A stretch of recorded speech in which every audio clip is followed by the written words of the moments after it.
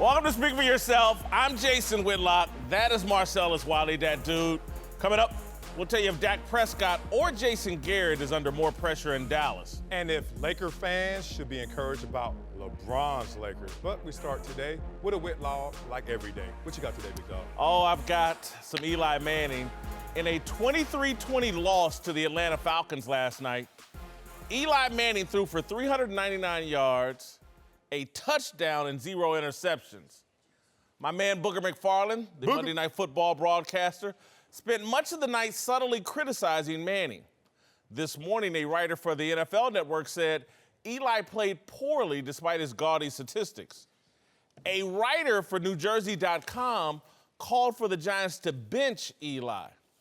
Bleacher Report whined that Odell Beckham Jr. isn't reaching his potential because of Eli. There seems to be universal agreement among the media that Eli Manning is the reason the New York Giants stink.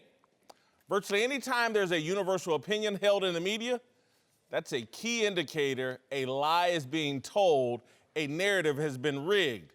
Human beings disagree. It's what we do naturally. Groupthink is a man-made social media-enhanced disaster. Message. The negative groupthink battering Eli Manning's reputation is orchestrated by the social media forces determined to elevate Odell Beckham Jr.'s standing in professional football. OBJ is what Silicon Valley-obsessed media want the face of professional football to look like. Emotional, sensitive, fashionable, less masculine. Eli represents the patriarchy. He's old school. He's legacy NFL. He's the son of Archie and the little brother of Peyton. Let me be clear. I'm not suggesting that Booger McFarland or a writer at the NFL Network is part of some plot to elevate OBJ. What I'm saying is that all of us in the media want social media traction. Our bosses evaluate us on followers, likes, and retweets. We're addicted to the interaction we get on our smartphones. OBJ is the king of NFL social media. He has nearly 12 million Instagram followers and nearly 4 million Twitter followers. Eli is OG, not IG. He's not on Twitter or the gram. My point, there's no social media downside to criticizing Eli Manning. There is no Eli hive waiting to attack you if you go too far or over the top in your criticism of the two-time Super Bowl winner. OBJ has a very active Beckham hive. Everybody in the media knows this. My argument is that a lot of the Eli criticism is nothing more than honey put on display to attract the bees from the Beckham hive, or it's bug spray to keep the Beckham hive from attacking. The only fair assessment from last night's game is that the Giants' offensive line is absolutely horrible. It's so bad that on a night when Eli was able to connect with Beckham and Sterling Shepard downfield, the New York offensive line still couldn't open consistent running lanes for a sensational rookie running back, Saquon Barkley. Eli played at a winning level. The Giants' offensive line did not. The nonstop assault on Eli's reputation is unfair and a reflection of social media's power to undermine honest discourse. All right, joining the desk now are Fox NFL analysts Tony Gonzalez and Mark Schlereth. Marcellus, I'll start with you. Yes. I believe the over-the-top criticism of Eli is unfair. What do you say? I hear you. I don't hear that Booger McFarland has something subtle to say when your name is Booger. Guess what? Nothing subtle about Booger on Monday Night Football, but I understand where you're coming from, and I respect it. However, Eli is playing the most important position in football, maybe the most important position in sports, in terms of it's not just based on production, but inspiration. That position has to have energy. That position has to go beyond the numbers. And what I see from Eli is not adequate numbers, not adequate production. Last night, 399 yards. Yeah, one touchdown. We get judged by points, not necessarily between the 20s, but respect. And more importantly, the missed opportunities, the frustration that has now been muted in Odell Beckham Jr. from the conversation he had with John Mara and his public statements about Odell. And you can still see that growing frustration. Odell knowing he's open on the same play they practice all week long and not getting hit on target. 8 for 143. Respect. And guess what? Odell is a guy who's at an NFL record pace in terms of production. So when you say 8 for 143, Odell wants to see that every single week at minimum. beyond the missed opportunities, beyond the lack of energy at the position, I see Eli Manning not stirring the pot as the team leader and facing this franchise for so many years and saying, hey, guys, rally behind me. Not only my production, but by my leadership. And if you put all those things together in that gumbo, it leads to all the criticism of Eli Manning. You know what's interesting about the whole leadership aspect of this? Remember when Eli came in the league initially, and it was like, this guy doesn't have enough juice. There's no energy. He's like Eeyore. And then he wins some championships, and it's, oh, the guy's ice water in his veins. His personality never changed. Right. That is who he is. I think you look at this team in general, and all you have to understand is on a fourth down play, to go in to score, they chose to try to throw it as opposed to giving it to number 26. Wasn't that, like, was it the... They ran some quarterback sneaks late, Quarterback sneaks, two of them. Horrible. And my issue is, you're telling me all I need to know if I read the tea leaves about what you think of your team. Our offensive line blows. We're not any good. Yeah. Now, I understand this from a player standpoint. There comes a time in everybody's career that you don't want to be hit anymore. Eli is there, right? I mean, there comes a time where... Not last night. But he played well. The concern to me, though, is the plays you don't make. Like, that's the concern for Eli. Like, they run that flat combination it's a layered route with a flat to OBJ, gets his head around. It is wide open. Yes. That's the first read in the progression. 100% of the time you got to throw that, and you choose, for whatever reason, not to throw it. There's a couple slants that are wide open in the middle of the field where your timing is off. I think your timing is mostly off because you don't trust the guys in front of you. So it's sped up your mechanics. But I think the bigger issue is not Eli. I think the bigger issue, you spent $15 million on a left tackle who suddenly forgot how to block, and you don't have an offensive line that can protect your quarterback adequately. And as we get older, shoot, I don't know about you, Tony, but I was like, yeah, I'd rather not pull and have that collision. That's just me, you know. That's where I was. Absolutely, and you know that brings us to the point. That's the point I want to add to this conversation. Yeah, Eli missed some plays, but I think we have to. And yes, because Eli is getting older, it's clear that he's winding down. I would not be surprised if he retires at the end of this year. Because his lack of production, Odell Beckham cannot make those one-handed catches anymore. He's not doing that flashy stuff. He did it last night. I mean, he had a good game last night. He dropped the two-point conversion. He dropped two-point conversion, but we want to see Odell Beckham do this type of stuff. He wants to see himself do this type of stuff. Jerry Rice, when I was in the league and I was winding down my career, I could see it coming. I was on a bus with Jerry, and I said, hey, Jerry, when do you know it's done? And he said, well, I'm going to tell you about me, the way I look at it. He goes, play till the wheels fall off. And I started thinking, and then I went to, I talked to Warren Moon about it, and he's like, look, you probably should get out whenever you can. But he played till the wheels fall off. They had to cut him out of the league. And I said, well, I'm going to walk out. I made the decision to walk out on my terms, okay? I went to a Pro Bowl and still retired. This is what happens. When you decide to play till the wheels fall off, and you go past your prime and it's over, the wheels fall off. The wheels fall off, and you're going to get cut out of the league. And a lot of these guys, that you have to make that decision as a player. It could happen to LeBron James eventually. It's going to happen. It happened to Peyton Manning. He was not the same player. And I think right now Eli is not that two-time Super Bowl champ anymore. He cannot make the throws like he used to. Those quarterback sneaks. He's got to be one of the worst athletes in the NFL right now. Ever. And that's not a knock against him. He's getting old. Eli's tires have been slashed by that offensive line. Seriously. And again, I'm not sitting here saying Eli's a Pro Bowl quarterback, but I watched last night's game. And for people to come out of that game, oh, Eli stinks, Eli's in the way of Odell, that's just not true based on what happened last night.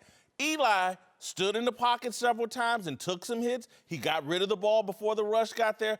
But that offensive line from start to finish that entire game was horrible. Anytime you had that kind of downfield passing and you got that kid in the backfield, Saquon Barkley, and you can't open up any holes for him on a consistent basis, that offensive line is horrible. We've gone too far with the shredding of Eli Manning. You think he's slick. I just heard you, too. In a vacuum, you just said, last night, Eli. Yeah, last night. This criticism's been going on for years of Eli. You wanted to halt because of one game? You're based on your record. You're based on your resume. And let's name some facts off of Eli's resume. Since he got into the league, he leads the league in turnovers, interceptions.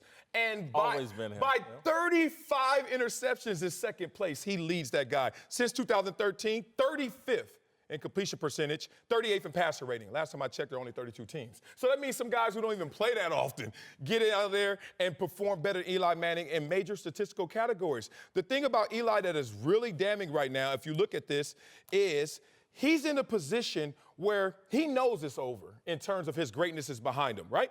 And he knows from his brother's experience, the best offensive lineman you could ever have is the quarterback. I played against Peyton Manning year in, year out. Outside of Tariq Glenn, give me the rest of those guys every single day. Send a limo, make sure they show up. Oh, I forgot. Peyton Manning's the quarterback. He's going to get rid of the ball. He's going to make the smart read. On that slant route, he's going to hit him in progression, in pace, in stride. And Eli continuously misses those, and then we're going to blame Odell, who saved Eli's career by giving him the energy and Again, juice. I'm not blaming Odell. I'm blaming the offensive line. I personally know some of the Colts linemen during the Peyton Manning era, and they were a little bit better than what you're giving them credit for. I will say this. One thing that ends up happening to you is the timing of routes and route progressions are all tied to the drops. And if you get to the point where you speed up your mechanics because you don't trust as a quarterback that your offensive line is going to be able to protect you, that timing of those route combinations and the throw of that quarterback is just going to be off. And that's where you see some of the inaccuracies that he has over the last couple of years. But y'all keep, and again, I'm going to take his whole career in totality. Oh, let's go. At no point did I ever watch Eli Manning and go, he's that dude. He's Right. one of the Okay. three Yeah, or four or five I agree. best I agree with quarterbacks that. in the Yeah, NFL. that's real. He's always been spotty. So you can list all his career interceptions, turnovers. That's who Eli has always been. Yeah. He's never been a guy that's carried the team. He was never his brother. And so all I'm saying is now we reach this point where, oh my God, the New York Giants, and I'm watching this guy that every time he takes 2 steps back, there's almost a defensive lineman mirroring his steps into the backfield. You can't function. No quarterback can function with that little pass protection, that little run support from the running game. It can't happen. And so Eli played a very good game last night for Eli Manning. And for people to come out of this game as if last night was some proof that he's either holding the team back or Odell Beckham Jr. back, that's a joke to me. Okay, let me apologize. I didn't play D-tackle. Jeff Saturday was a beast. But other than that, but the rest of them dudes. They had a guy named Ryan Lilja. Really? He was very good. Trust me. He's from Kansas City. I followed his career. I But can go tell ahead. he's You from played Kansas against City. him. You I can played tell against he's from him. Kansas City. The way you just gave him props like that. Oh, he may have been really good, but Glenn was the only one. You're basically going with the argument that he's been inconsistent his entire career. Absolutely. So why are we now exaggerating his inconsistencies? I think it's because he's got exposed after he got energized by Odell. When I throw the life raft out there in terms of NFL production at a record level at the receiver position, and Eli all of a sudden starts to get a little jolt of energy and plays well for games within the last 3 years, and then Odell with his injuries and last year missing so many games, it exposed Eli even more so, especially when the wheels are falling off. I think that's where Tires slashed. His tires have been slashed more than they've fallen off. Time for some big stories. Tony Gonzalez is back, and we're joined now by Super Bowl champion James Harrison. Let's move to Dallas, where the Cowboys just made a major move to enhance their offense, trading a first-round pick to the Raiders for Amari Cooper.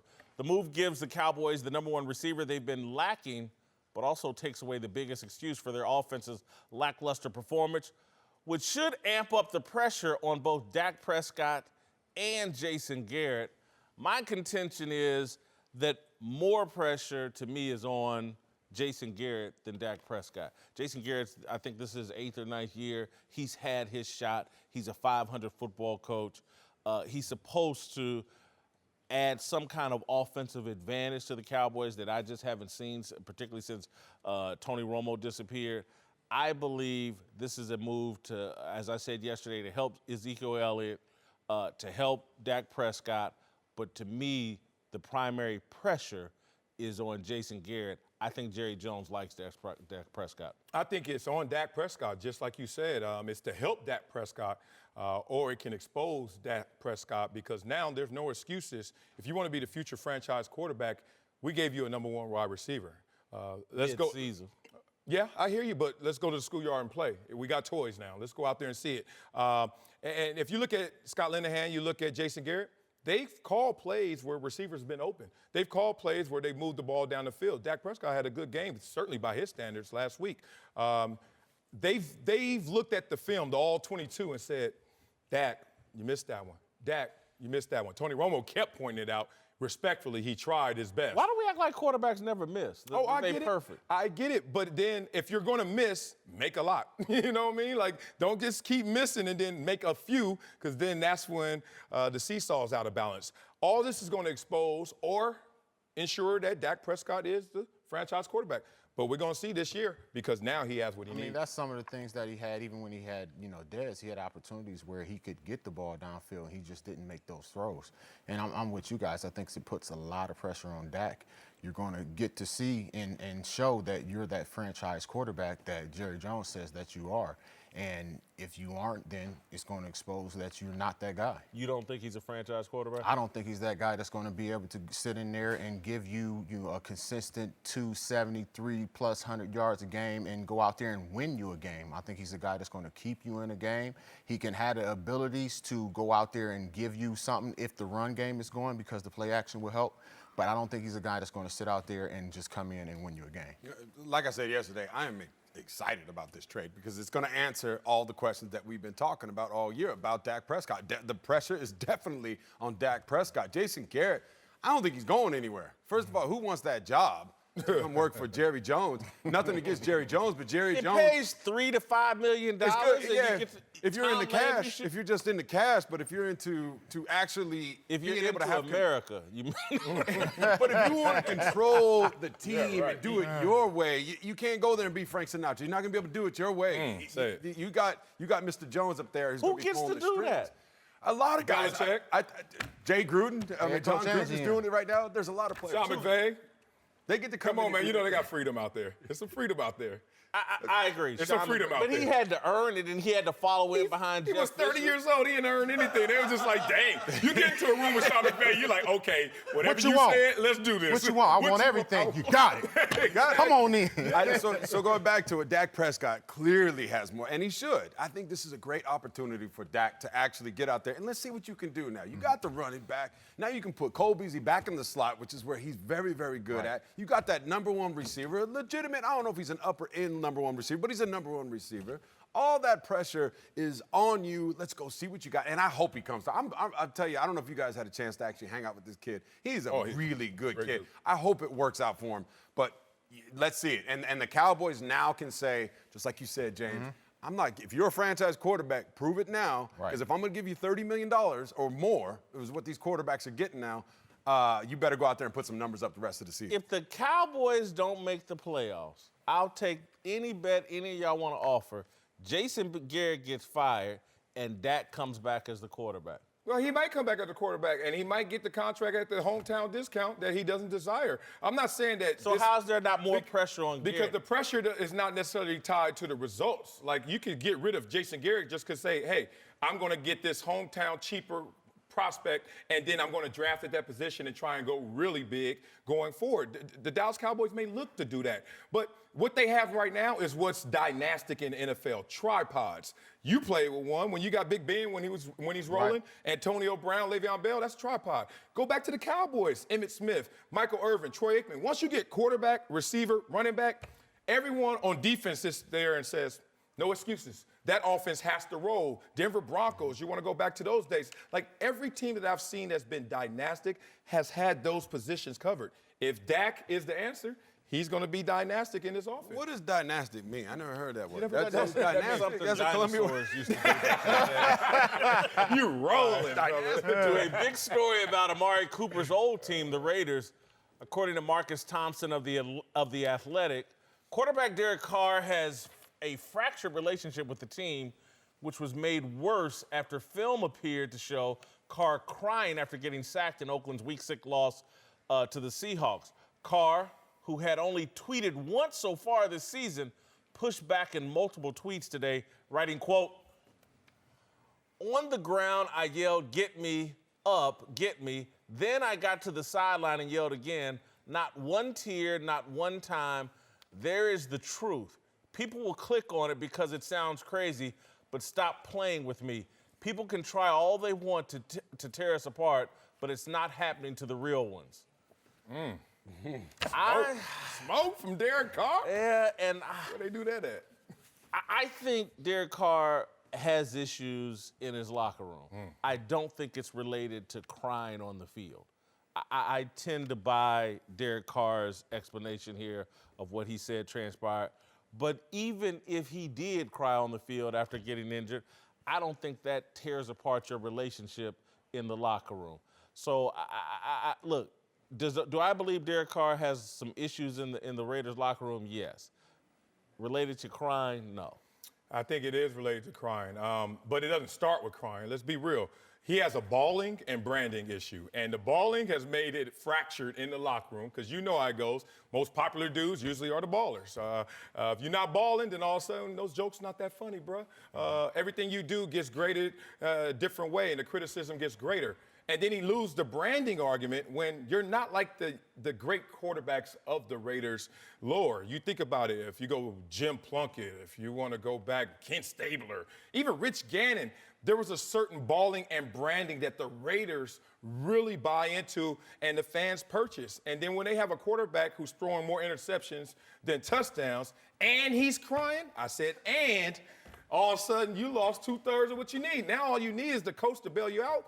But I don't think John Gruden's the type to bail you out. He ain't throwing you a life raft, so yeah, I think he has real issues in Oakland. Yeah, I'm gonna go with you. I don't believe it has anything to do with crying. I mean, the situation is, you know, they're saying it's fire, so it got to be something going on. But I don't think it's related to him crying. To me, it didn't look like he was crying. It looked like he had that cry face, but the tears wasn't. That's that cry, but the tears not coming out. So I can buy his explanation that he was saying, but like I said, I feel like it's something else going on other than him crying. Like that's not going to be it. I think that's funny.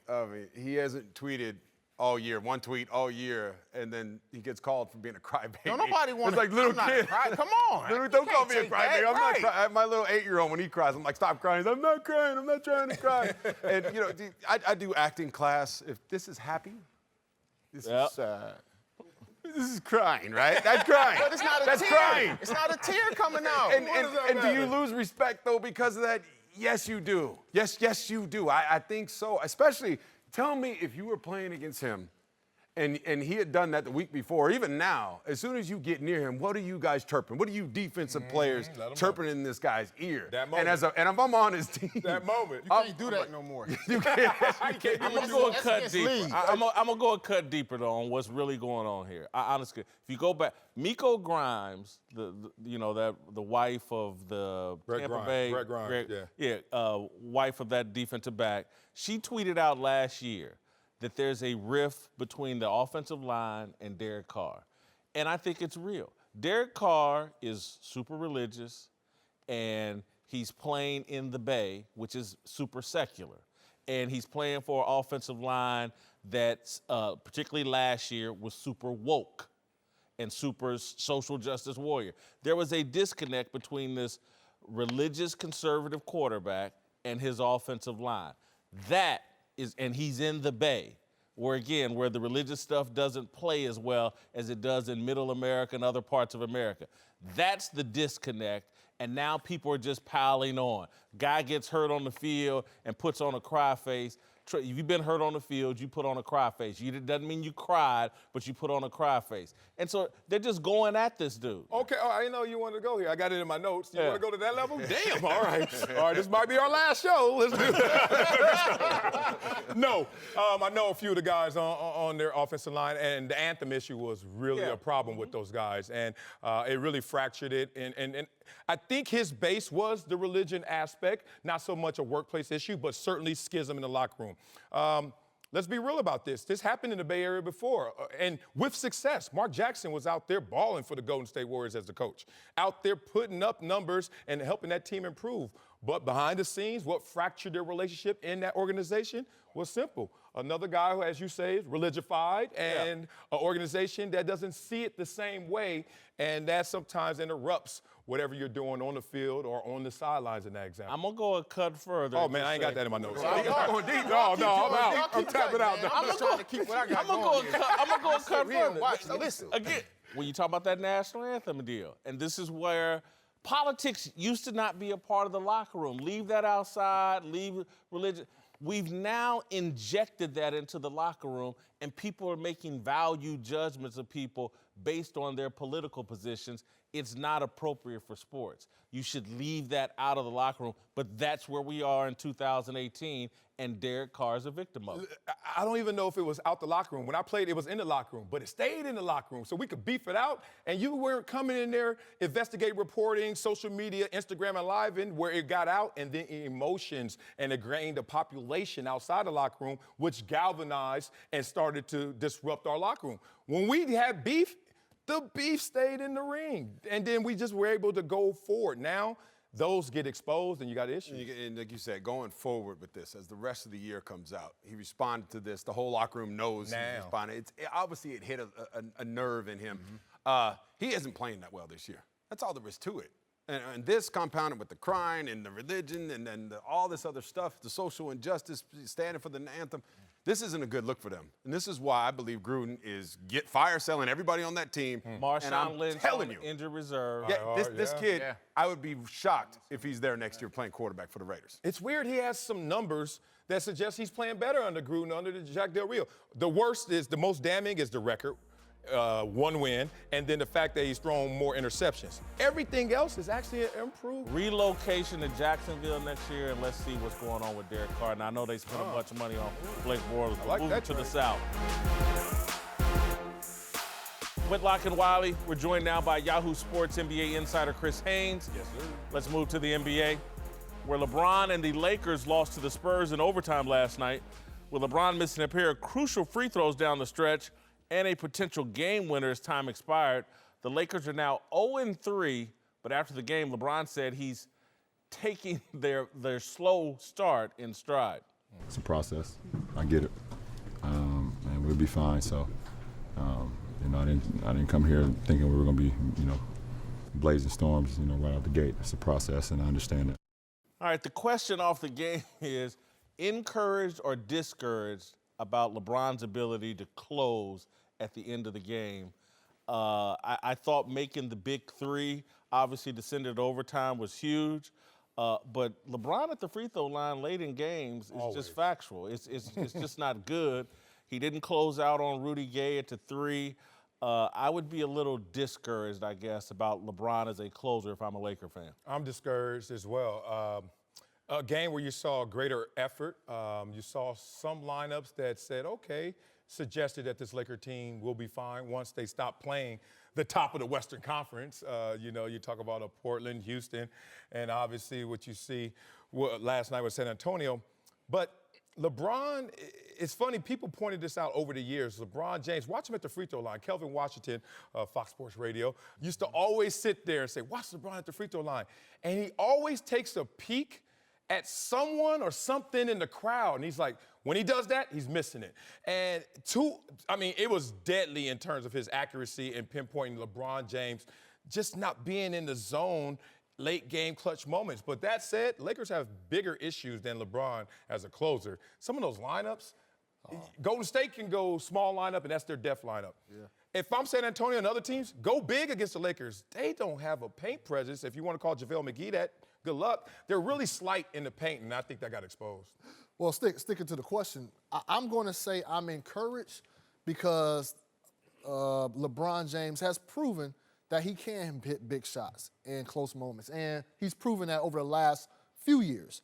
Now, I'm discouraged if I'm relying on him to make clutch free throws down the stretch. Right. That's where it is a problem. But I will say this. I think he has certain glue key guys that he can dish it to, draw the defense in, and dish it to have them hit big shots. Those two guys I'm seeing thus far, Kyle Kuzma and Josh Hart. And we talking about lineups and changing things of that nature. Why is Josh Hart not in that start lineup already? Yeah, I know it's 3 games in, but branding. But before we move, we'll get there in a second, but I want to stay here on LeBron for a minute. Look, man, for years, Skip Bayless was criticized by some people in the media for questioning whether LeBron was clutch at closing time. I think over time, Skip's position has become more legitimate. And I think I heard Skip this morning making this point, and I totally agree with him. This is why I'm discouraged. End of the game, he just missed those 2 big free throws, but he had a chance at the end of the game to go back into the paint and create something for himself or for others, as you're saying. He settles for a three-pointer in a 1-point game. That, to me, is clear evidence he's avoiding contact and going back to the free throw line. That's what I find discouraging. Yeah, when Skip first arrived, you know, when the Planet Rock landed, what did it land on LeBron? LeBron didn't land on it. You're like, dang, Skip, chill out. But there's been more validation, more credence to that argument by the day in terms of him at the free throw line. Yeah. I will bail LeBron out last night, and I hope this is Help correct. Help him out, Mahmoud. He hits the clutch three in regulation. So LeBron's thinking from three, I'm money right now. I mean, that was a deep three as well, and it obviously helped him survive regulation at least. Maybe LeBron was saying, I'm still hot from this position. He's showing videos of him in practice destroying guys from half court, shooting three-pointers. Maybe he's relying on his improved three-point shooting a little too much, and it's not so much I'm not a clutch guy in those moments. Well, let's keep in mind that Luke Walton, after the game, shared his frustration with the lack of calls the Lakers have been getting over the last few games. LeBron James, even though he didn't address it in the scrum, he was very adamant that he was getting pulled and hung on, and there was no whistle. So I feel like he believed that if he went to, you know, trying to drive to the hole in that last play of the game, he wouldn't have got the benefit of the doubt. Oh, good point. And I think that's why he felt he had to LeBron gets calls late, and I think late, and that shouldn't have been a concern. I would have put the refs in that position. And again, I just think he's a better playmaker from down low. It's easy because he draws so much attention, and it opens up things for other people. I think I got to say I've come around to Skip's position. Yeah. There's an issue with LeBron at crunch time that's been there. We saw it in the Dallas Mavericks series with the Miami Heat. He's overcome it for some stretches. Yeah. But it may have reared its ugly head back here in Los Angeles. All right, this is the 7th time the Lakers have started 0-3 in their history. And with the exception of a couple of seasons, the results haven't been pretty. I don't think they'll be all that pretty this year either. This 0-3 start, to me, is concerning for the people that thought the Lakers were a 48-50 win team. I think they're a 500 team. Woo. 41, yeah. I think they're a 500 team, and I think that's the proof we're seeing. I would be encouraged, though. Here's what I'm encouraged about if I'm a Lakers fan. Kyle Kuzma and Josh Hart are for real, and they are nice compliment. And I'll even go as far. Last night I was like, Say it. man, Lonzo Ball. Say it finally. I kind of like his release on his shot. I didn't like he didn't close out on Patty Mills. He didn't play good defense on the final possession for the Spurs. But I kind of liked Lonzo Ball last night, and he made a little bit more sense around LeBron. Yeah, I think right now they're just in the kitchen, and it's tough to see how good it tastes, how well they're in there cooking it up. I got a lot of experience in the kitchen, Marcellus. You mean in the kitchen? You look like you're still in there. What you talking about? You left the kitchen? Here's the thing. You know how it is. Grandma say, boy, don't you come in here yet. We ain't ready. You touch that sweet potato pie before 45 minutes, it's hell to pay, right? You touching the sweet potato pie too early. It's not ready right now. It needs that perfect timing. LeBron signed up for a process and a project. With a young core that he trusts in, and he should. And what we're seeing is that young core feeling emboldened, feeling the bravado that comes from when you're playing with the king. And the king is like trying to figure out, how do I fit in perfectly with these guys without just going out there and taking over? And I think that calculation is the same thing we saw Miami Heat. Year 1, 9-8 record, despite having the number 1 and number 3 player in the world in Dwayne Wade. And LeBron was just sitting there saying, I'm going to respect you, Dwayne Wade. This is your house, but I deserve the master bedroom. They finally figured that out. And I think right now they're trying to figure out what room is Brandon Ingram going to get. I'm closer to LeBron. He might not get, Kyle Kuzma may take that room. Yeah, That's where they are. Well, right now he's on the couch. But I'll tell you this right now. What I get from LeBron and covering him for years is that I feel like he's trying to talk himself into being patient. That's why he's continued to say, hey, I'm going to be patient. I want to teach these guys the right way to play. He's frustrated. He's frustrated. And right now we talk about the fire or how hot the kitchen is. It's burning in there right now because you look at the next 8 games, 6 of those next 8 games for Lakers, they're going to be underdogs. And that's for sure.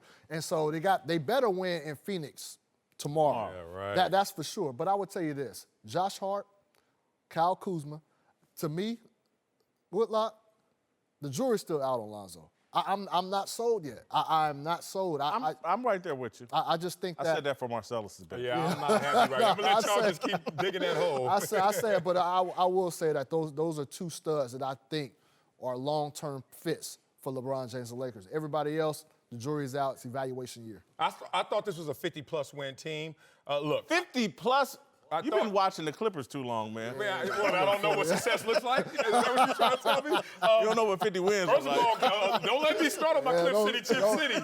All these Laker fans, can y'all win a game this year? I mean, come on, we run LA. It's so easy right now. But here's the thing. LeBron will finally figure out the winning formula. These young players will feel empowered through the process of going through a shared experience with LeBron. Not LeBron just being the cherry on top, but he's actually a part of the ingredients of success. Boy, that's empowering for a young core. Put a number on it. How many? Right now? I'm at 42, 41 wins. I was at 48 before the season. I'm taking that down to 40. To 40. 40. That's not a playoff team. I think it gets I think it get the 8th spot with the 40. Yeah, well, even 48 is on the fence of a playoff team in the Western Conference. What number you putting on? You know, I'm going to stick to mine, but it's not 54. It's dropped down to 50. Oh, my God. You had him winning 54. That's a setup, Marcellus. LeBron You trying to set him up so you can criticize him later. LeBron with anything. LeBron's like nutmeg. What grandma say? Nutmeg go with everything. You put nutmeg in something, it's all good. He ain't bacon. He's bacon. Bacon goes Bacon go with everything. Whitlock and Wiley, it's time to put on our thinking caps. Chris Haynes, and Mark Slareth are back with us as well. As you all know, I'm a journalist, and we've got our resident Ivy Leaguer, Marcellus, here. So we're going to take a deeper look at some of the big issues in sports. We've got a special cap for Marcellus. Darnell, bring it out. No, please, Oha. Please, Oha. Take your time. Where's your Roseberry? Where'd you go, to Idaho State? Where's Or? your Roseberry? University of Idaho. The only reason I didn't go to Ivy League is because I wasn't convinced they had a good enough general studies program. So, you know what? I looked at Harvard and They didn't look back, though. No, I was like, that general studies program ain't for me. I got to go somewhere where I can get me an education. The Fresno State University. Oh, yeah. Okay. Almost as good as Ball State. All right, Home of horticulture, huh? let's move to the NBA. Where we're seeing an offensive explosion so far this year. Through Sunday, 9 teams were averaging more than 120 points per game compared to just 2 last year, a fact that hasn't gone unnoticed by Warriors enforcer Draymond Green. It's been called pretty tight, which, you know, we were told that. You know, defense isn't really an emphasis anymore in this league. You know, so I think you're seeing that all around the league with these high scores. You know, we know what the emphasis is, so just got to be better. We haven't done that in 3 games. We're able to win 2 of them, but it caught us tonight. All right, Draymond has a point with scoring up more than 6 points per game in the NBA and on the highest pace in almost 50 years. And as we've talked a lot about already this season, NFL scoring is also way up, on pace for an all-time record. I think all of this emphasis on offense has proved sports are getting soft, and in my opinion, they're getting too soft. I think people want to see great competition, and great competition includes great resistance. And the NFL and the NBA, man, they're turning everything into a video game. And this is NBA 2K, and then in the NFL, it's Madden 2018. And everybody's going for it on 4th down. It's illegal to hit anybody. I don't like it in both leagues. I love it. And I think it's a mistake to parallel more points to softness. I look at every league you're talking about, and there's still resistance. There's still hell to pay in the NFL. Ask the concussion protocol every single week. Ask all the guys who are getting carted off every single week. In the NBA, guys are still going out there. We just had a brawl this weekend. Like, we're talking about this is a soft era. First time we've had a fight in 10 years. Well, it happened. It happened in this soft era, you want to call it. So it's crazy. More points. Okay, in the NBA, 6 more points have been scored this year compared to last year.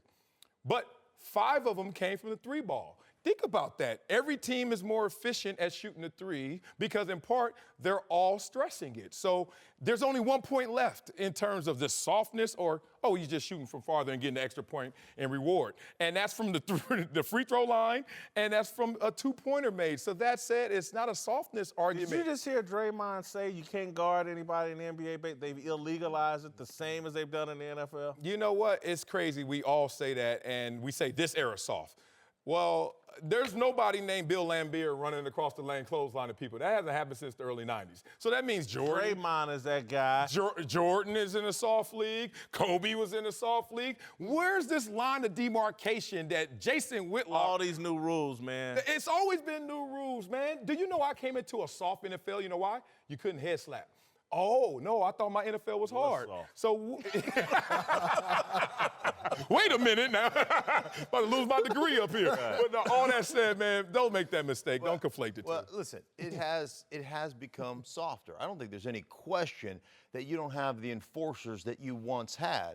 There used to be guys like David Fulcher run across the middle. He wasn't there to cover anybody. He was there to knock people out. That's what we used to do.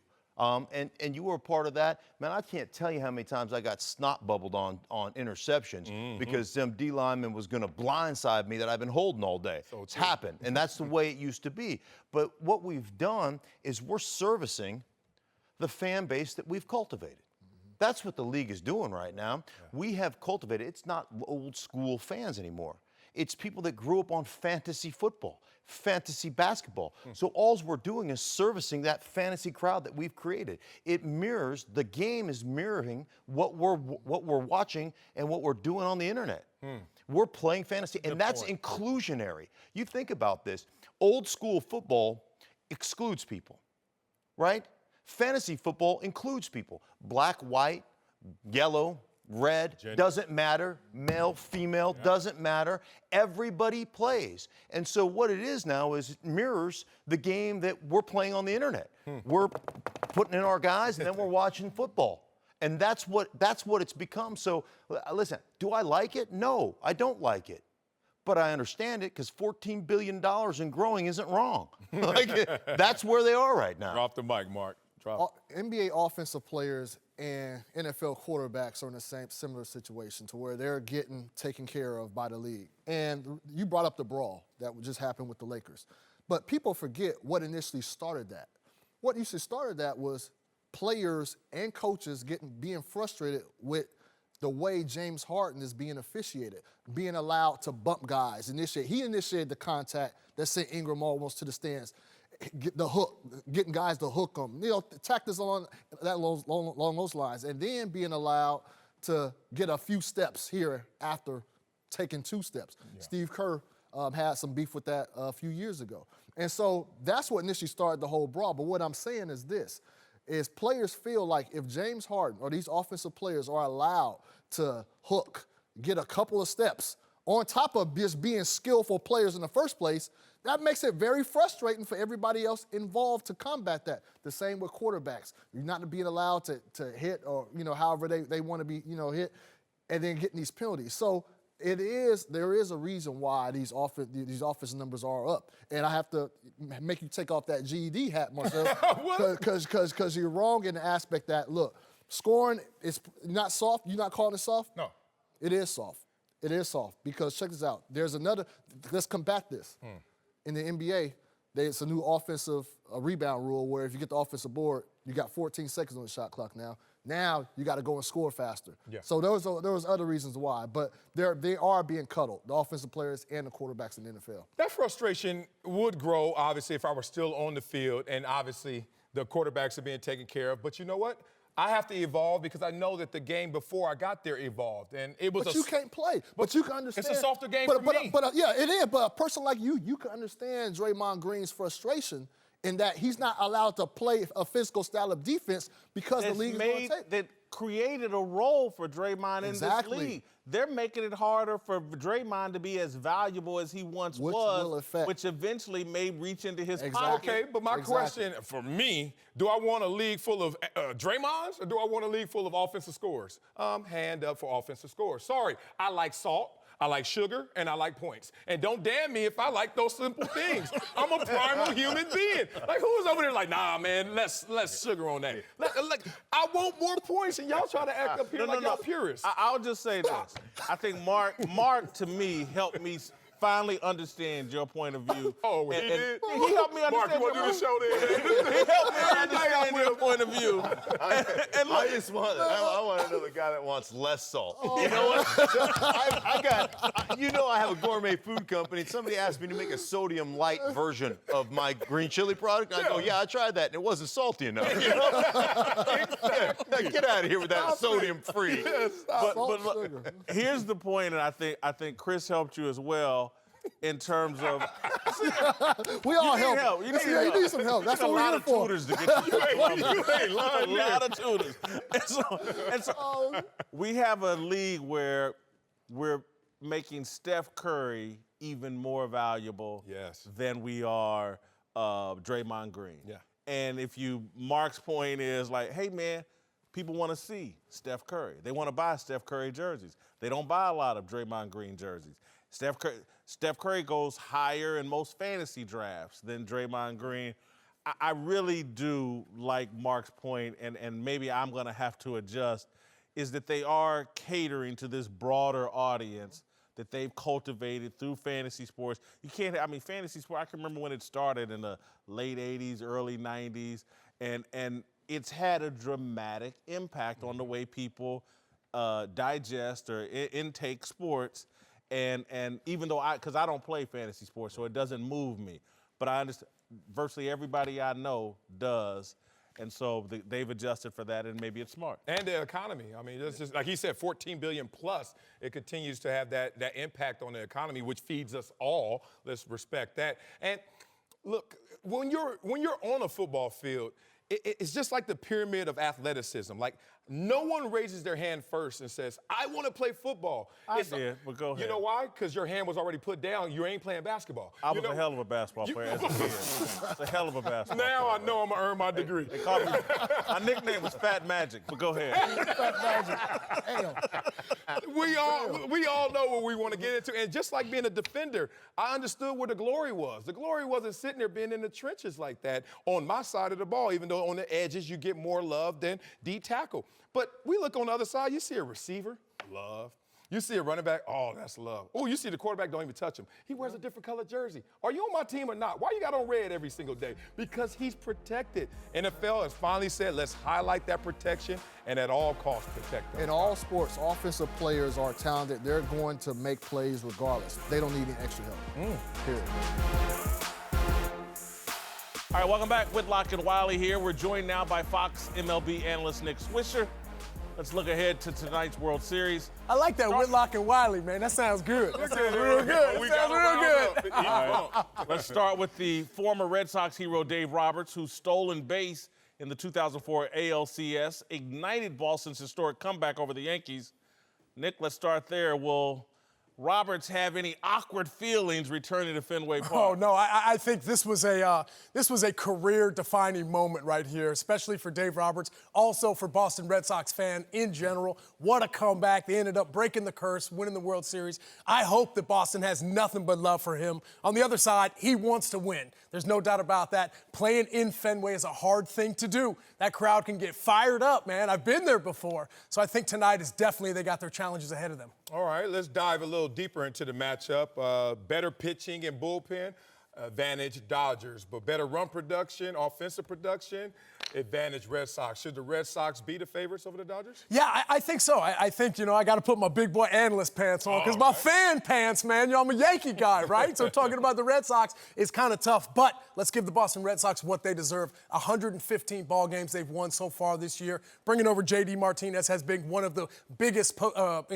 out-of-season splashes so far in the game. Mookie Betts should win that MVP. This team knows exactly what they're doing, man. I'm telling you, Alex Cora, their manager, although being a first-year manager, obviously he was here in the postseason last year with the Houston Astros, so I think they feel exactly where they should be right now. They've got a whole heap of right-handed bats to combat those lefties for the Dodgers, so it should be a great series. If the Red Sox win this series, are they in the conversation as one of the greatest teams of all time? Yeah, I think if you think about most historic franchises, obviously you you think of the Boston Red Sox. I know I think of myself, I think of the New York Yankees, then I think of Chicago Cubs and the Boston Red Sox. You know, I think these teams are absolutely amazing. So I think with what they're doing, man, I mean, going for their 4th championship since 2004, I mean, that's nothing to shake your head at. All right, Yasiel Puig, when he came into Major League Baseball, was polarizing. Right. He was a hot dog. A lot of guys didn't like it. A lot of guys on the Dodgers didn't like it. They've now gone the other direction. Totally, all in on Yasiel Puig. Yes, Is sir. that why he's playing so well? Yeah, I think so. I think when the lights are the brightest, you see the best Yasiel Puig. I think you're going to get the good with the bad. Obviously, I feel like he's an exciting player, but with that excitement comes some mental mistakes along the way. I think he is growing right in front of our eyes. I feel like he's been a fixture in the outfield for the Dodgers for a while now. So to see him having the success he is right now is amazing. The only thing that bothers me is that I wish I could get this Yasiel Puig in the regular season. This guy would compete for MVPs if he brought that energy each and every night. Now, let's talk about polarizing. Manny Machado going back to Boston. Yeah. We all know what happened, a year or so ago? Totally. Sliding into second against Dustin Pedroia. Hasn't been the same, hasn't been seen, really, on the field since. Will Machado's bad blood versus the Red Sox be a factor? I think as an analyst and as a fan, I hope it does, man. I want some drama. I think that's what makes the World Series exciting so far. I think with where we are right now, we've got 2 amazing historic franchises moving forward, and it's going to be the battle. We've put the Boston Red Sox down each and every time, saying they couldn't beat the Yankees, then they couldn't beat the Astros, and all that team does is win each and every night. So I think it's going to be an amazing series. I think the Dodgers have their challenges against them. I think the Boston Red Sox are the better team, but the better team doesn't always win. Running into first base in the last series, Machado. Right? What side of the fence were you on? It didn't look good. There's no doubt about that. Don't give me that. Get off the fence. Was it intentional? Yeah, I feel like it was bad. It looked bad, and whether it was intentional or not, if you're guilty by public opinion, that's exactly what you're going to be viewed as. Clayton Kershaw, Chris Sale. Who you trust more tonight? Hey, I tell you what, man, I hope that whole belly button infection thing was a joke. Either way, you know, I hope. I've had one Chris, of those. You know what I mean? You know what? I mean, keep it clean, seriously, you know? About a couple years ago, I had a marshmallow stuck in my belly button and it got infected. I can't it was talk a terrible, to you ever That's unbelievable, man. That's unbelievable.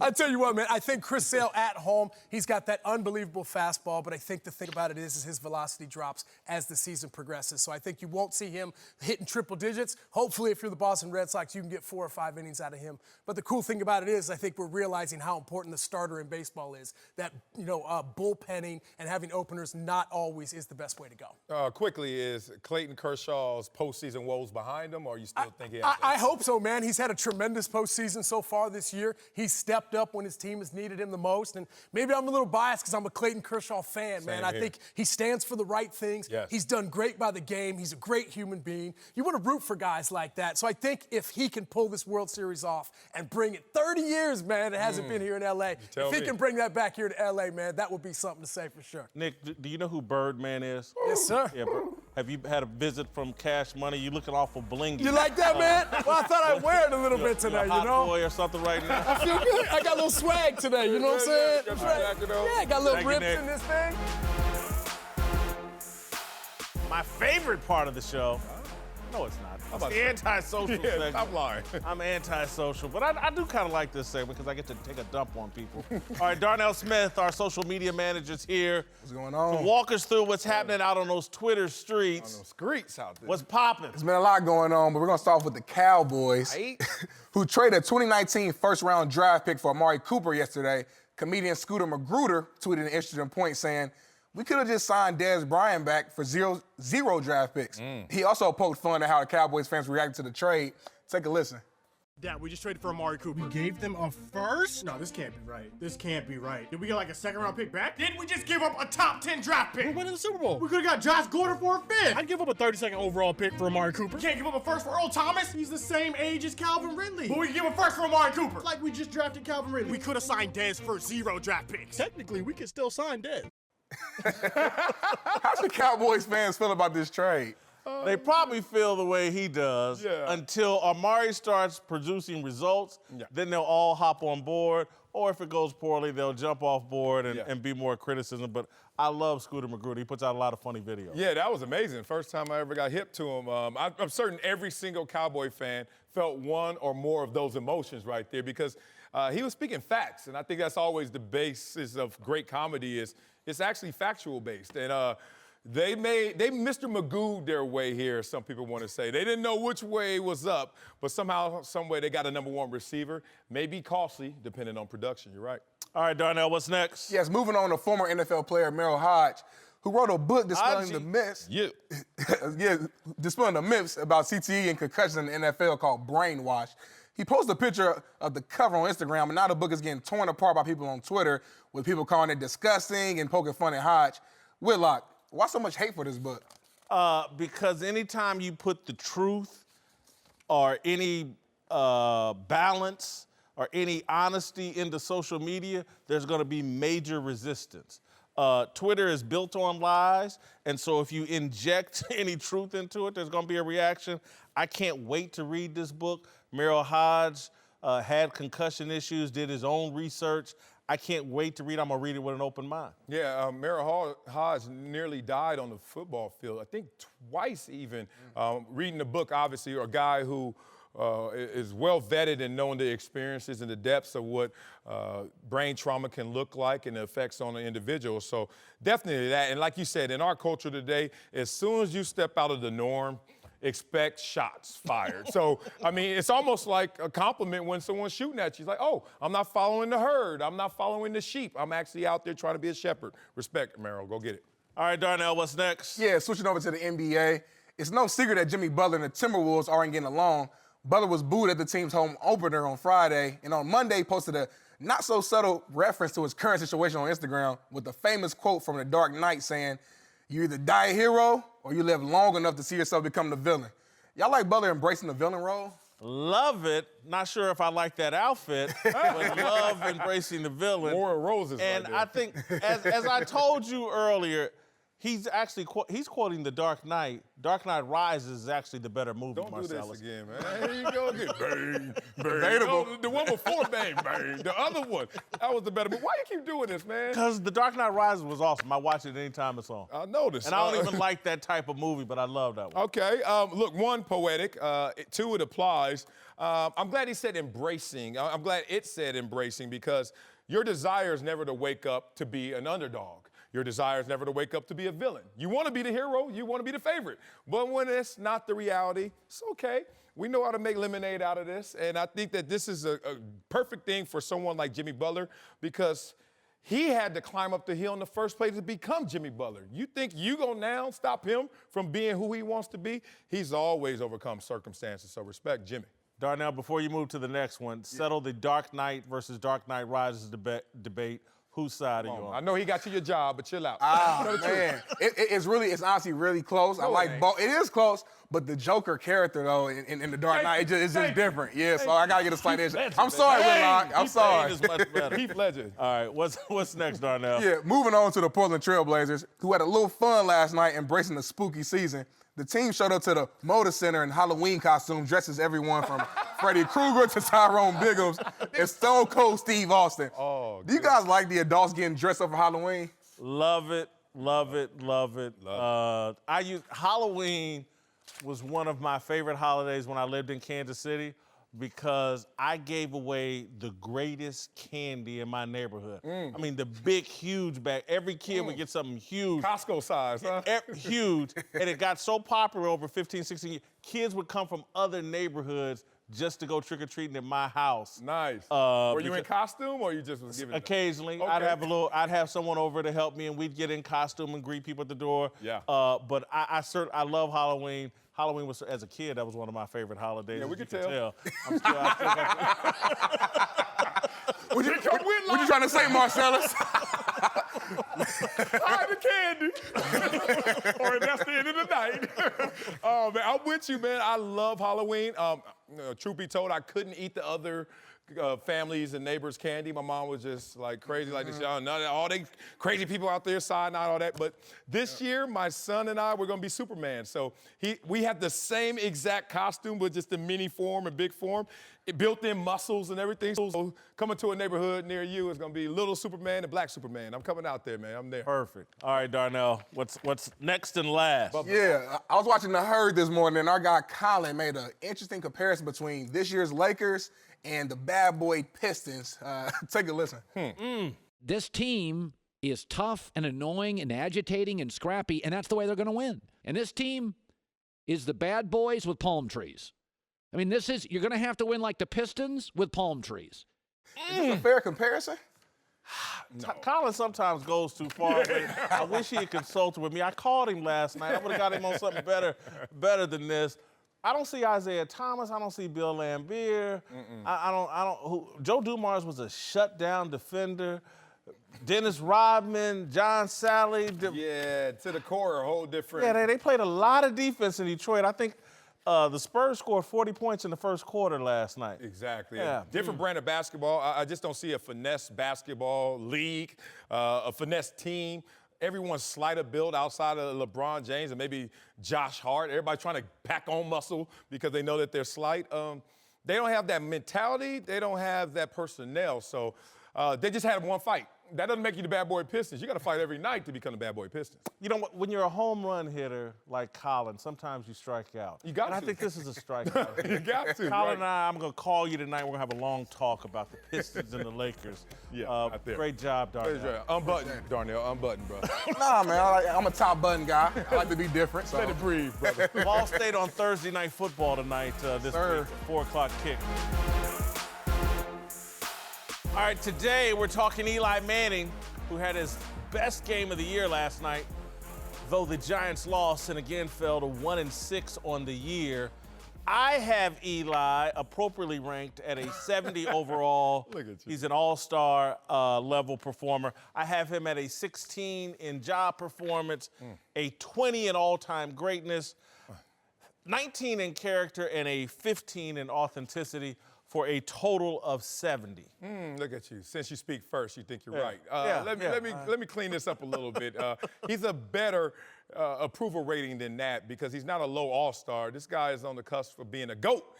Respect to Eli Manning, as I have him a 13 in job performance. The cusp of being a GOAT. Did you listen to our conversation in A Block? Yeah. When you're dumping all over Eli? And I will quote, you said he's a borderline Hall of Famer. Message. So we got that. 18 all-time greatness. Respect for his character because this is a guy that wouldn't play in San Diego. Yeah, I forgot that part. Why you had to do wouldn't that play now? for your Chargers. He refused to play for your Chargers, but perfect character. That was a smart move too at that time when I was there. And then you talk about authenticity up there as well. Like his emotions that even kill personality is thorough for real. But I would say being in New York City, media market, they're always trying to pull and criticize you.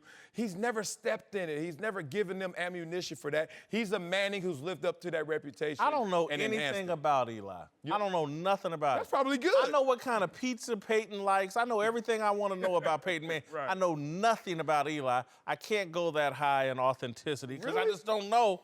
But I like Eli, and I think he's getting too much criticism. How come you can't look at a guy who doesn't give you anything as giving you everything? Pipe down. We got something more important to talk about. All right, let's do it. Somebody has a book debuting today. Oh, look at your boy. Never Shut Up. And it, you know what? I'm jealous, man. I'm a writer, but you got a book. I don't have a book. You haven't written the book yet? No, I haven't written a book because I can't do it, man. It's hard work, man. I bleed every time I write. I get it. And it's Put hard. all those essays together in one book. There you go. I've done that. I've done a collection of my essays. But anyway, man, very proud of you. What's the book about? Oh, the book is a memoir to inspire all you guys. It's a situation of everything that I went through, an unorthodox road to where I am right now, whether it's from Compton, South Central to Columbia. A lot of naysayers on that road, and then going from Columbia to the league, certainly, that's a road less traveled. And I just want to inspire everybody that in spite of your circumstances and the adversity you face, you can actually realize your dreams, because I'm sitting here realizing my dreams, and there was a lot of moments along this path in which I didn't think I'd be here, bro. I can't wait to read this book. It's in my dressing room. I really want to learn more about you and your family. I hope some stuff about you and your son and your daughter and your wife is in here. Yes, everything's in there except you because I wrote that before I met you. So, no, we getting all jealous. Is Charlamagne the God in here? Charlamagne's in there because I'm doing before you. I'm messing with you.